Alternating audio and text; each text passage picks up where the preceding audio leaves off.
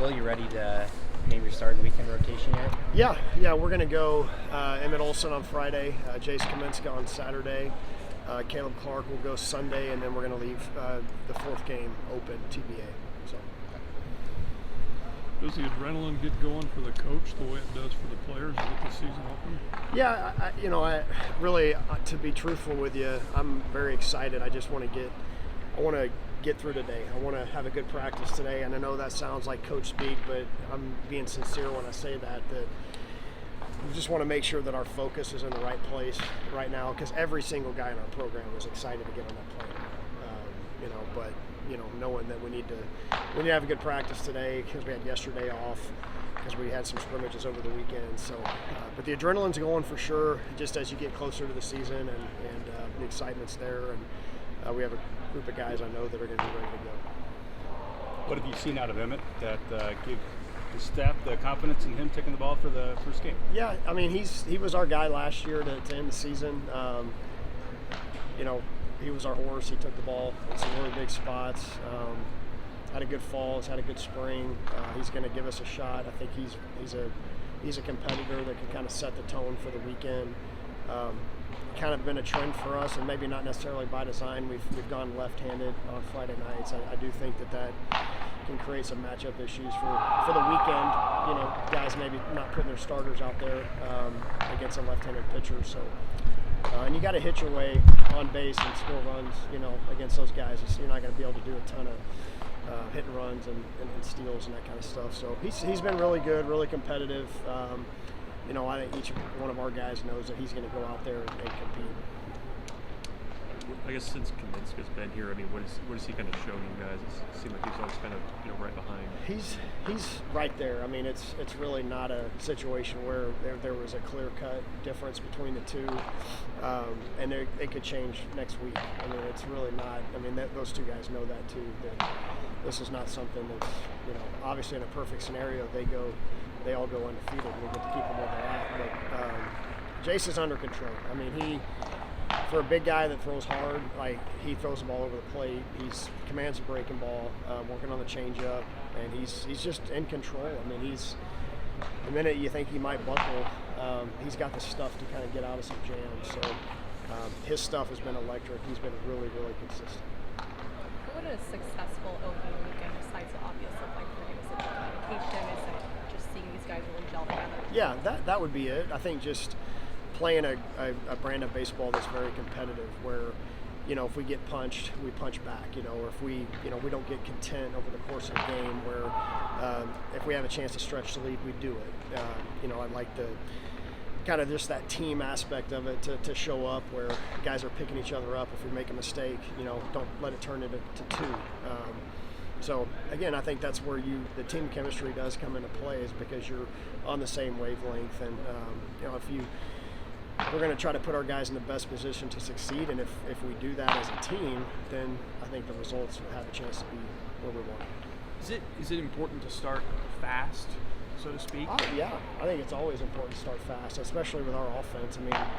If we can score first, and I think we can put the pressure on the defense a little bit, get them on their heels, and we've got some guys that can run, and maybe get them more fastballs for some of the guys in early order. It's always important to start fast. The statistics say that if you score first, you've got a pretty good shot to win anyway. But we want to be a dynamic lineup where 1 through 9, even if we don't score, that's really probably as important as anything. Is that even if you don't score, are you having extended innings where the pitcher's having to throw 25, 28 pitches? If he's got to do that 2 innings in a row, then a lot of times you'll see it in that 3rd inning. What's the outfield picture looking like right now?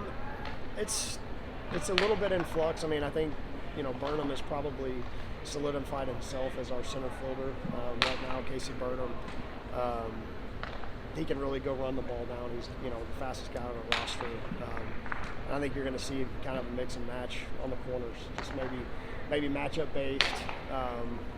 We feel like what pitcher we're facing, maybe we can put a guy out there. We've been working Fisher out there in the outfield. That's where he played at Southern Miss primarily. He gives us a left-handed option. Blake Mosley has been an infielder by trade. We've had him in the outfield a little bit as well. So I'm having an open mind about what that's going to look like. We obviously have Ingram, Evans, Sartori, Jessen. I mean, Gabe Swanson's played well. So there's some options there of guys that maybe we'll just try to find, pick the right spots for. Can you share where your team's at health-wise entering the regular season? Yeah, we're going to have some guys on the shelf that'll kind of clear up the roster picture a little bit. Caden Brumball will be out for the year.